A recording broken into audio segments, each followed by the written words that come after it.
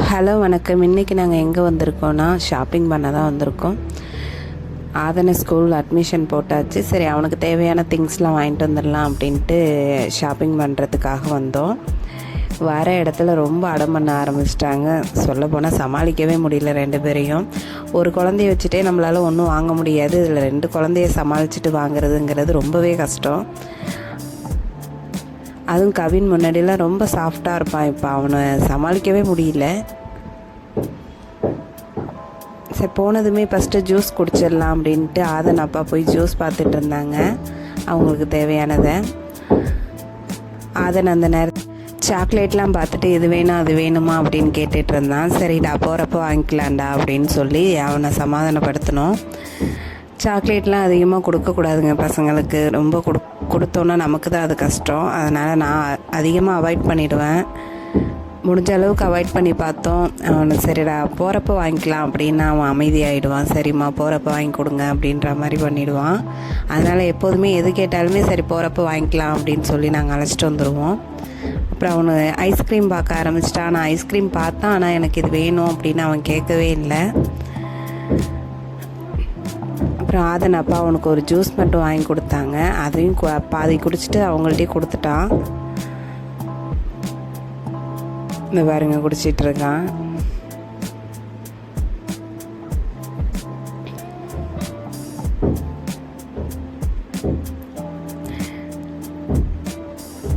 Shopping mall நல்ல கூட்டங்க. Crowd அதிகமாக தான் இருந்துச்சு.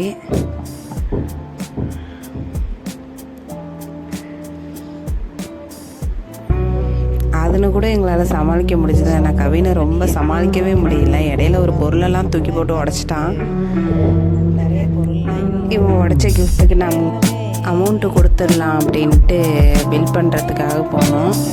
ஆனால் சரி, குழந்தை கை தவறி தானே உடச்சிருச்சு, அதுக்கு அமௌண்ட்லாம் வேணாம், நாங்கள் ரிட்டர்ன் போட்டுக்கிறோம், அதெல்லாம் பிரச்சனை இல்லை அப்படின்னு சொல்லிட்டாங்க. உண்மையிலேயே இந்த மாதிரி சொன்னது எனக்கு ஆச்சரியமாக இருந்தது. ஏன்னா நிறைய இடத்துல இது மாதிரி பண்ண மாட்டாங்க. தெரியாமல் உடைச்சா கூட இல்லை நீங்கள் அமௌண்ட்டு கொடுத்து தான் ஆகணும் அப்படிங்கிற மாதிரி கேட்பாங்க. ஆனால் இங்கே அது மாதிரி கேட்கல. பரவாயில்ல, தெரியாமல் தானே உடைச்சிட்டாங்க, இதனால் என்ன, நீங்கள் அமௌண்ட் கொடுக்க வேணாம் அப்படின்னு சொல்லிட்டாங்க. உண்மையாகவே எனக்கு ஆச்சரியமாக இருந்தது. இதை மாதிரியும் ஒரு சில பேர் இருக்காங்க. ஆனால் நீங்கள் காசை உடச்ச பொருளுக்கு காசை கொடுத்துட்டு தான் போகணும் அப்படின்ற மாதிரியும் நிறைய பேர் இருக்காங்க. அப்படி இருக்கிற வகையில் இந்த மாதிரி பார்க்குறது எனக்கு கொஞ்சம் வித்தியாசமாக இருந்துச்சு. இருந்தாலும் அவன் உடைச்ச பொருள் அங்கே கடந்த கிளாஸ் ஐட்டம், அதை அந்த பொண்ணு கையை வச்சு எடுத்தாங்க. அதெல்லாம் எனக்கு பார்க்குறப்பே ஒரு மாதிரி இருந்துச்சு. இந்த அளவுக்கு கூட இருக்காங்க அப்படின்னு எனக்கு தோணுச்சு.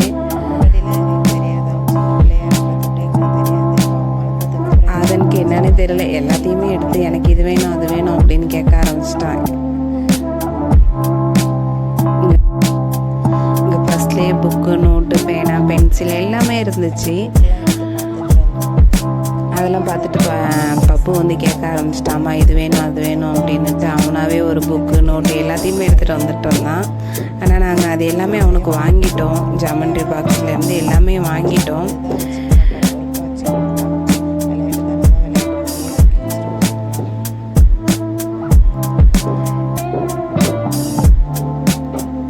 இது மாதிரி பாக்ஸ்லாம் அவனுக்கு என்னன்னே தெரியல. அதெல்லாம் வச்சுட்டு விளையாடுறது அப்படின்னு நினச்சிக்கிட்டானா என்னன்னே எங்களுக்கு தெரியல. அப்புறம் அவன் கண்ணில் மாட்டிகிட்டே இருந்தது இந்த சாக்லேட் தான். இந்த சாக்லேட் அவன் கேட்டுகிட்டே இருந்தான். அதுக்கப்புறம் அதன் அப்பா அவனுக்கு 2 வாங்கி கொடுத்தாங்க. ஆனால் அதை அவன் சாப்பிடவே இல்லை. வீட்டில் போய் சாப்பிட்லாண்டா தம்பி அப்படின்னு சொன்னோன்னே சரிம்மா அப்படின்னு சொல்லிட்டான். அவனுக்கு ரொம்ப பிடிச்சது ஜெல்லி. ஆனால் ஜெல்லி கொடுக்கக்கூடாது அப்படின்னு சொல்லுவாங்க. மேக்ஸிமம் பசங்களுக்கு வெளியில் வாங்கி கொடுக்குறதோட வீட்டில் ஜெல்லி செஞ்சு கொடுக்கலாம்.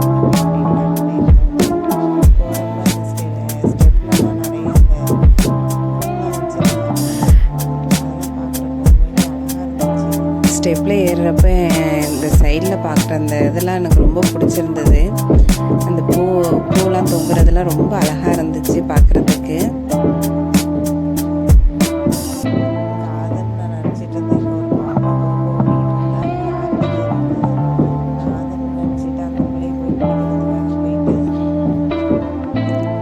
பாருங்க எவ்வளோ அழகாக இருக்குது பாருங்கள்.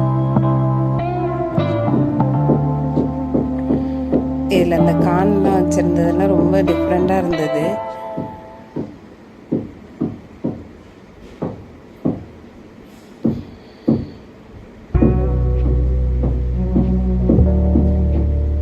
எனக்கு பார்க்க பார்க்க ரொம்ப ஆசையாக இருந்துச்சு. இது அழகாக இருக்குல்ல அப்படின்ற மாதிரியே பார்த்துட்டு இருந்தேன். மேலே போனால் சுற்றியுமே எங்கே பார்த்தாலுமே இந்த கிளாஸ் ஐட்டமாக இருந்தது. எனக்கு அதை பார்க்குறத விட கவினை கண்ட்ரோல் பண்ணுறதுல தான் ஃபுல்லாக மைண்ட் இருந்தது. ஏன்னா அவன் டக்குன்னு பிடிச்சி இழுக்க ஆரம்பிச்சிட்டான். சைட்டில் எதாக இருந்தாலும் தாவி பிடிச்சி இழுக்க ஆரம்பிச்சிட்டான். அதேமாதிரி தான் ஒரு கிஃப்டே அவன் அங்கே போட்டு உடச்சது. டக்குன்ட்டு பிடிச்சி இழுத்துட்டான். இங்கே குழந்தைங்களுக்கு தேவையான எல்லா வகையான பைக்கு, காரு, வாக்கர் எல்லாமே இருந்துச்சு. நாங்கள் லஞ்ச் பாக்ஸ் வாங்க தான் மெயினாக வந்தது. ஆனால் லஞ்ச் பாக்ஸ் எங்களுக்கு அங்கே செட்டே ஆகலை. ரேட் அதிகமாக இருந்தது. ஆனால் அந்தளவுக்கு குவாலிட்டி இருக்குமா என்னான்ட்டு எங்களுக்கு டவுட்டாகவே இருந்துச்சு. ஏன்னா மேலே உள்ள அந்த பிளாஸ்டிக் உடஞ்சிடுச்சுன்னா பாக்ஸ் எதுக்குமே யூஸ் பண்ண முடியாது போயிடுமே அப்படின்ற மாதிரி யோசித்தோம். சரி, பாக்ஸ் மட்டும் நம்ம வெளில வாங்கிக்கலாம், லஞ்ச் பேக் மட்டும் வாங்கிக்கலாம் அப்படின்ட்டு லஞ்ச் பேக் வாங்கிட்டோம். 2 வாட்டர் பாட்டில் வாங்கினோம். ராதன் அங்கே தான் எங்கள் பக்கத்தில் நின்றுட்டு இருந்தான். ஆனால் இந்த வண்டியெல்லாம் பார்த்ததும் அவன் அந்தாண்ட போக ஆரம்பிச்சிட்டான். போயிட்டு எங்கள் அம்மாவை காணும் அப்படின்னு அங்கே ஒர்க் பண்ணுற பொண்ணுக்கிட்ட சொல்லிட்டு அழுவ ஆரம்பிச்சிட்டான்.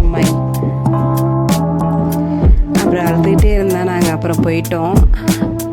என்னடா எங்கடா போனேன் அப்படின்னா, அம்மா நீங்கள் இங்கே நின்றுட்டு இருந்தீங்க, நான் அப்படியே போயிட்டேன் அப்படின்னா. உண்மையிலே ரொம்ப ஆச்சரியமாக இருந்தது. ஏன்னா அவன் முன்னாடிலாம் அந்த மாதிரி போய் யார்கிட்டையும் சொல்ல மாட்டான். நீங்கள் அழைச்சிட்டு வாங்க, நீங்கள் அழைச்சிட்டு போய் அம்மா கிட்ட விடுங்க அப்படின்லாம் சொல்ல மாட்டான். இப்போ சரி, நம்ம பிள்ளையும் வளர்ந்துடுச்சு அப்படின்னு எனக்கு தோணுச்சு. அப்புறம் தான் அந்த பொம்மைலாம் பார்த்து இது வேணும் அது வேணும் அப்படின்ட்டு கேட்டுட்டு இருந்தான். குழந்தைங்க கேட்குறாங்க அப்படின்னு நம்ம எல்லாத்தையுமே வாங்கி கொடுக்கக்கூடாது. ஏன்னா பின்னாடி அவங்க பெருசாக ஏதாவது கேட்டால் நம்மளால வாங்கியே கொடுக்க முடியாது. அப்போ அவங்களுக்கு மட்டும் வலிக்காது, நமக்கும் தான் சேர்த்து வலிக்கும். என்னடா நம்ம பிள்ளைக்கு வாங்கி கொடுக்க முடியலையே அப்படிங்கிற மாதிரி வலிக்கும். நாங்கள் மேக்ஸிமம் அவனுக்கு தேவையானது எல்லாமே அவன் கேட்காமையே அவனுக்கு நாங்கள் வாங்கி கொடுத்துருக்கோம். ஆனால் இதுக்கப்புறம் அப்படி இருக்கக்கூடாது. குழந்தை வளர ஆரம்பிச்சிடுச்சு. இதுக்கப்புறம் நம்ம கண்ட்ரோல் பண்ணிக்கிட்டால் தான் குழந்தைய நம்ம கண்ட்ரோல் பண்ணலாம் அப்படின்ற மாதிரி நாங்கள் சரி இதுக்கப்புறம் அந்த மாதிரி அவன் கேட்குறது எல்லாத்தையுமே நம்ம வாங்கி கொடுக்கக்கூடாது. ஒரு சில பொருள் கிடைக்கும், ஒரு சில பொருள் கிடைக்காது அப்படின்னு நம்ம குழந்தைக்கு ஃபஸ்ட்டு புரியணும் அப்படிங்கிற மைண்ட் செட்டுக்கு நாங்கள் வந்துட்டோம். நீங்களும் அந்த மாதிரி